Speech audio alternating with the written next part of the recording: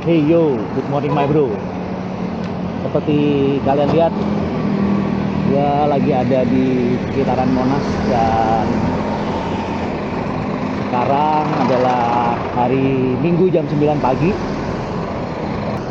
Gue udah ngelup di dalam kota, di daerah Gatot Subroto, dan gue udah dapat 80 kilo karena target gue hari ini adalah 100 km. Dan karena video ini akan jadi video gue ke-17 yang tayangnya kurang lebih sekitar 17 Agustus. Jadi gue akan ajak kalian lihat-lihat beberapa tempat yang bersejarah yang berkaitan dengan proklamasi. Jadi kayak gimana tempatnya? Tonton terus video ini sampai selesai. Gua Budi dan selamat datang di channel Ban Cyclist.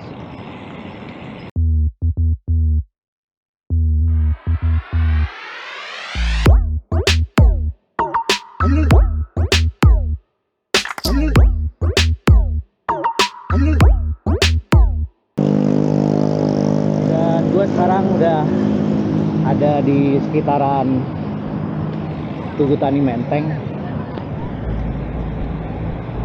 dan tempat pertama yang akan gue kunjungi adalah Gedung Juang 45.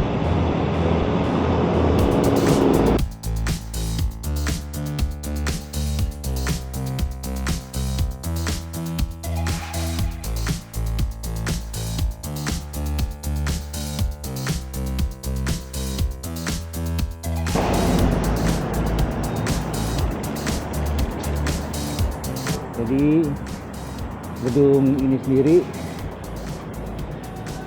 tadinya adalah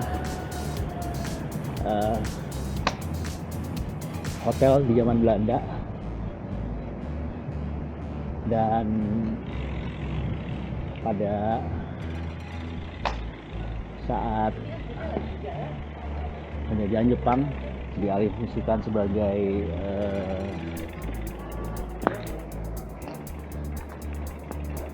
pusat propaganda.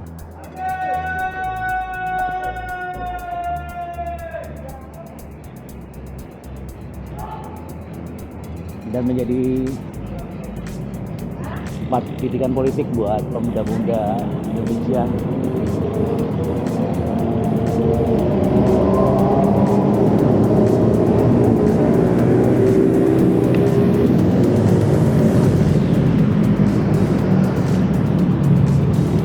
Di dalamnya kalian bisa lihat ada kereta kencana tadi, dan ada mobil kepresidenan yang dipajang.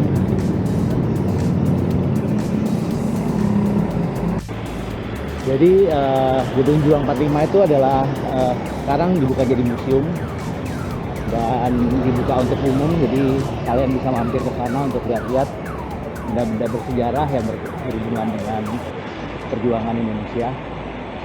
Dan selanjutnya kita masih nyusurin daerah Menteng, karena memang disinilah banyak tempat-tempat bersejarah.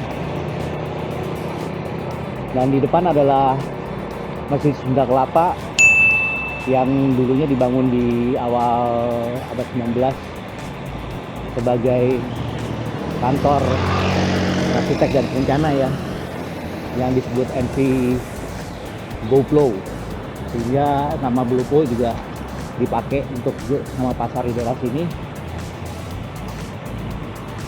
Dan yang di depan ini adalah bangunan Kunstring yang pada zaman Belanda digunakan sebagai tempat berkumpulnya seniman-seniman ya. Mungkin kalau sekarang kayak gedung kesenian mungkin.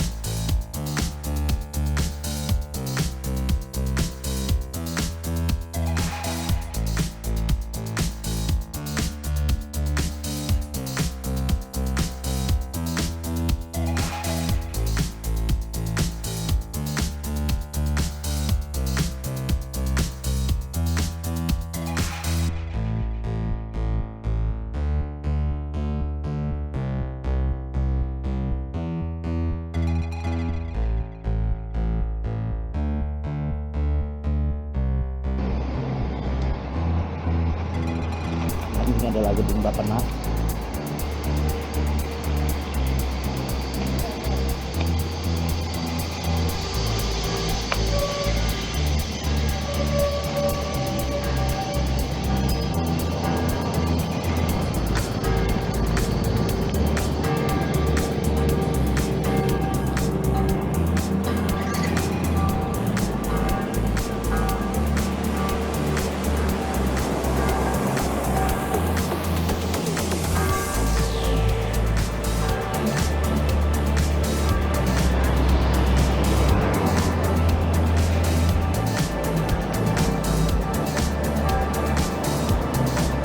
Pak, numpang muter-muter sama foto aja di depan sini.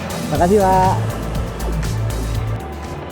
Dan tempat yang kedua adalah ini ya, rumah tempat perumusan naskah proklamasi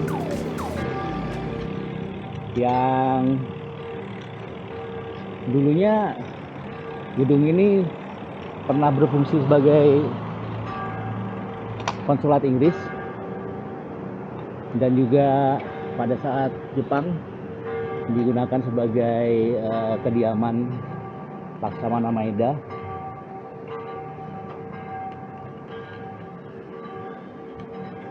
Dan karena saat itu Jepang lagi sudah kalah ya dari sekutu, jadi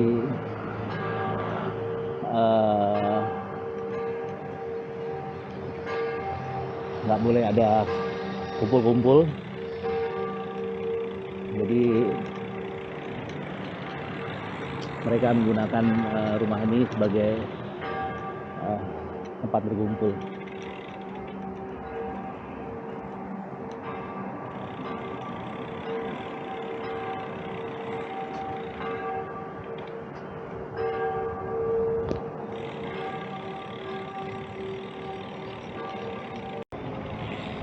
Jadi kalau menurut ceritanya, Laksamana Maeda sendiri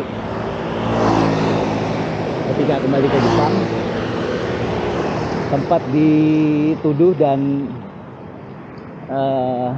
diadili ya. Dia dituduh telah membantu kemerdekaan Indonesia, walaupun di pengadilan tuduhannya nggak terbukti. Tapi setelah itu beliau keluar dari kedinasan. Jadi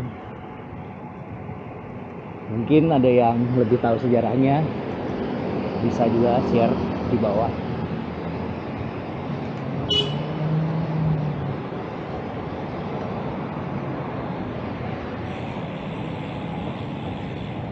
Balik lagi, yang sebelah kiri tadi adalah Taman Suropati.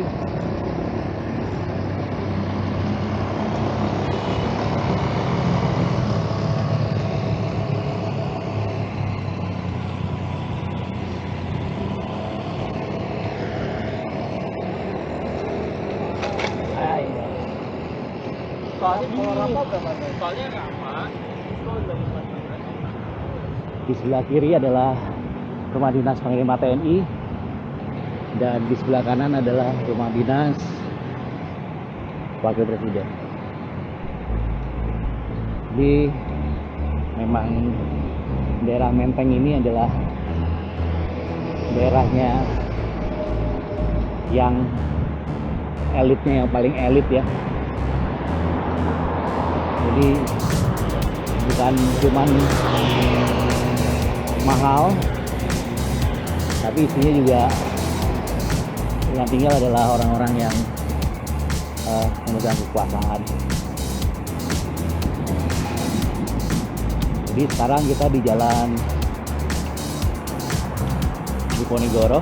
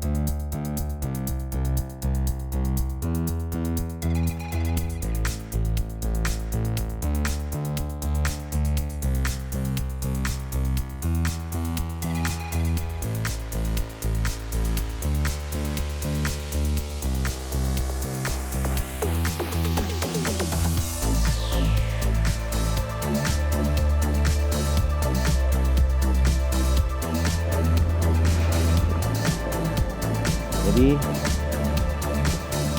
karena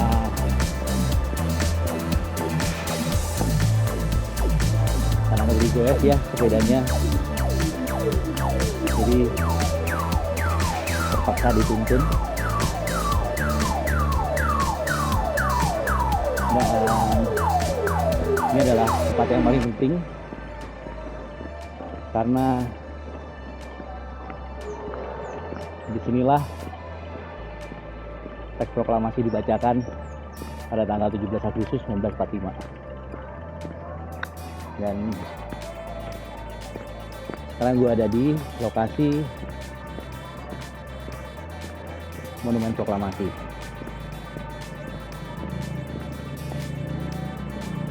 Di sini sendiri sebenarnya ada 3 monumen.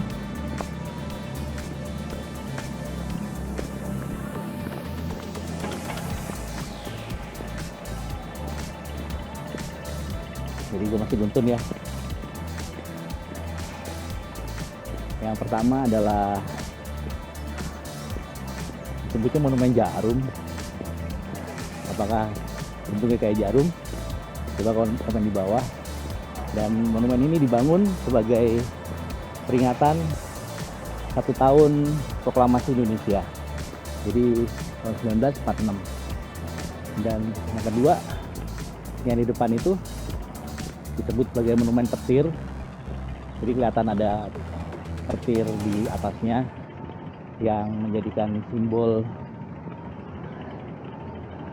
proklamasi Indonesia yang menggemparkan mungkin ya.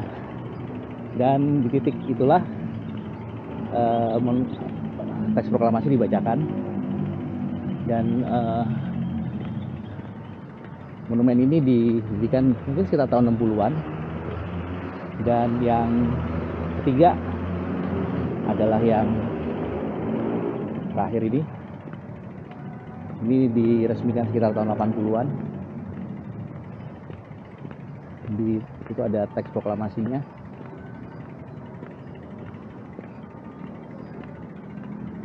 Jadi mungkin yang paling sering kelihatan adalah monumen yang ini ya.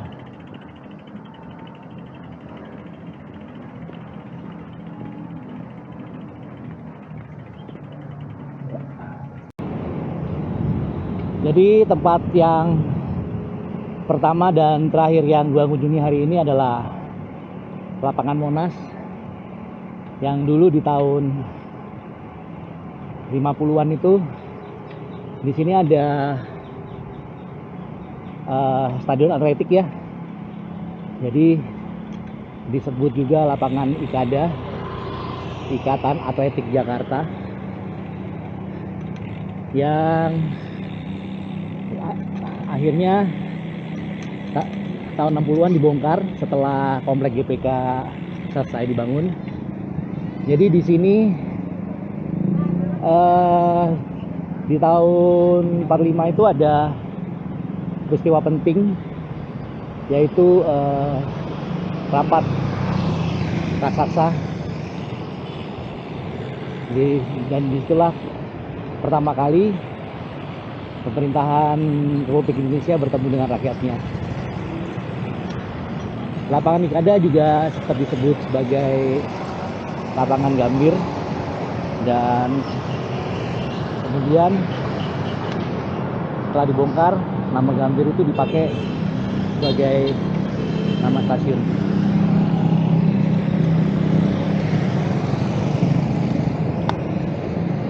Oke, jadi sementara gue muter-muter dulu, dan habis itu kita cari bagi. So let's go.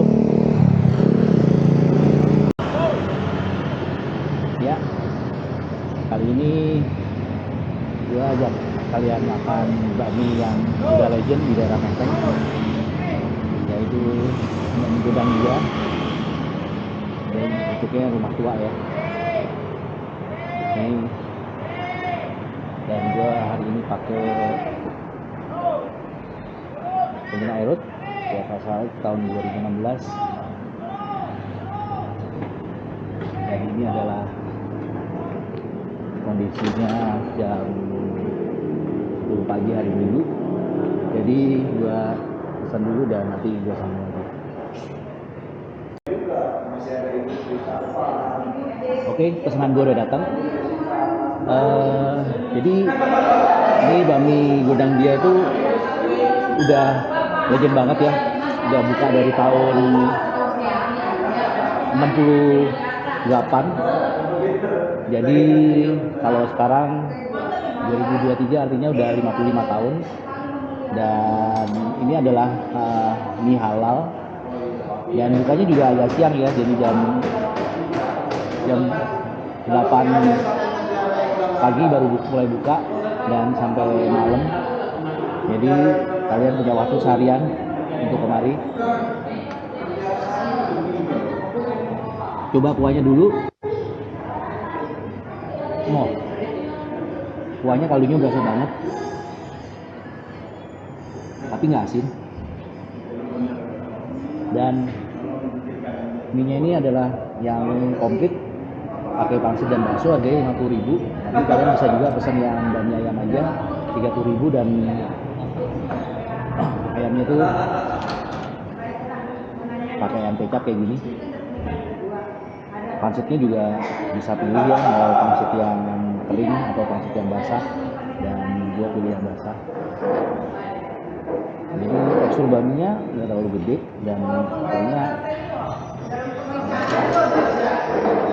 ya agak lembek juga nih baminya.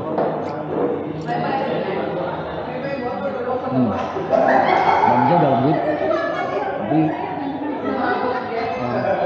nggak terlalu asin ya.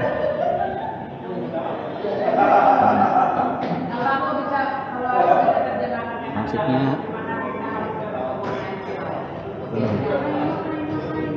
agak tawar sih kalau kata gue. Coba kita makan dulu.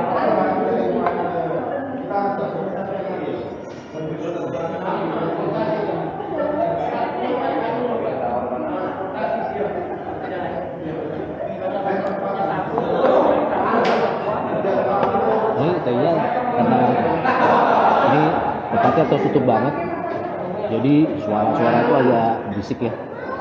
Jadi suaranya bergema banget. Jadi ya ini aja, sabar-sabar aja.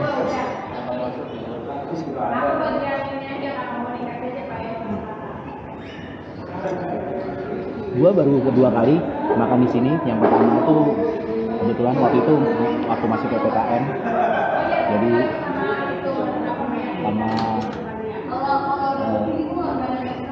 untuk menjaga supaya nggak ada penyebaran virus. Waktu itu mereka pakai mangkoknya itu mangkok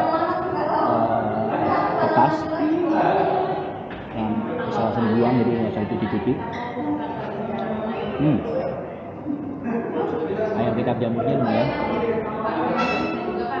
manis, tapi enak. Ayamnya juga empuk.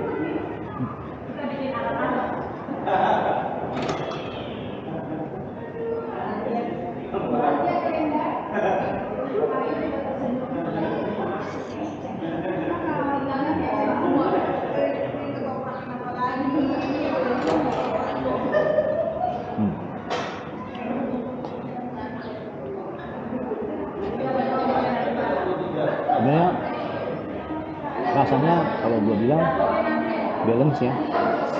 Jadi kalau untuk yang suka asin mungkin harus ditambahin lagi ada asin, atau dia nggak kasih pantai sih.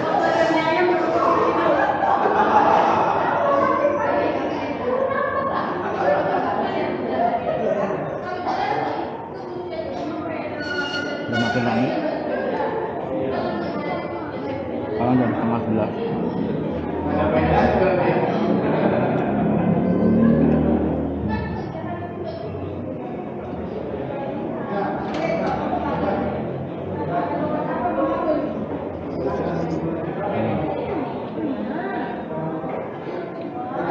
Ya, tapi karena halal ya, jadi nggak ada rasa gurih-gurih yang familiar ada di bami-bami non halal ya.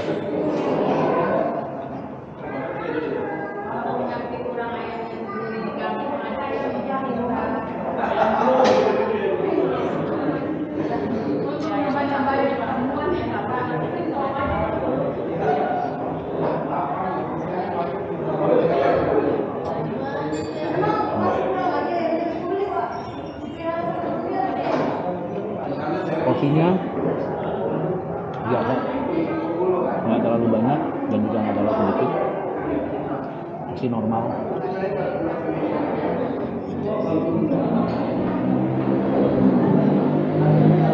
Ini adalah tipe bami-bami yang menurut gue tradisional ya, jadi benar-benar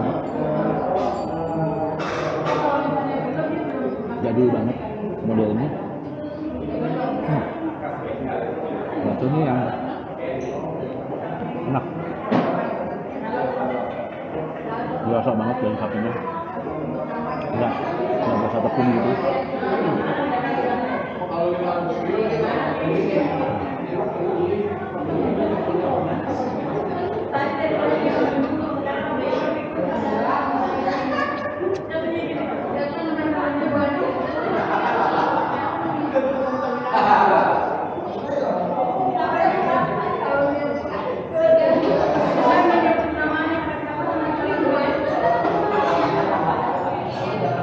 Karena di sini ada gereja ya, jadi kalau bubaran gereja biasanya ramai, banyak yang makan di sini.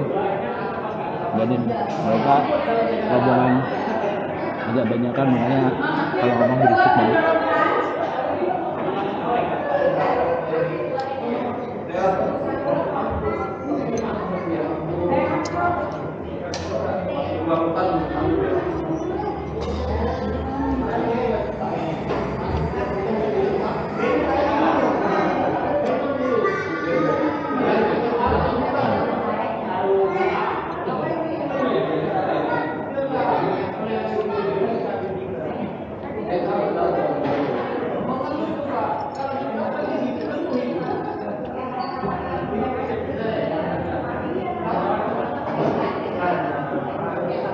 Oke, udah habis.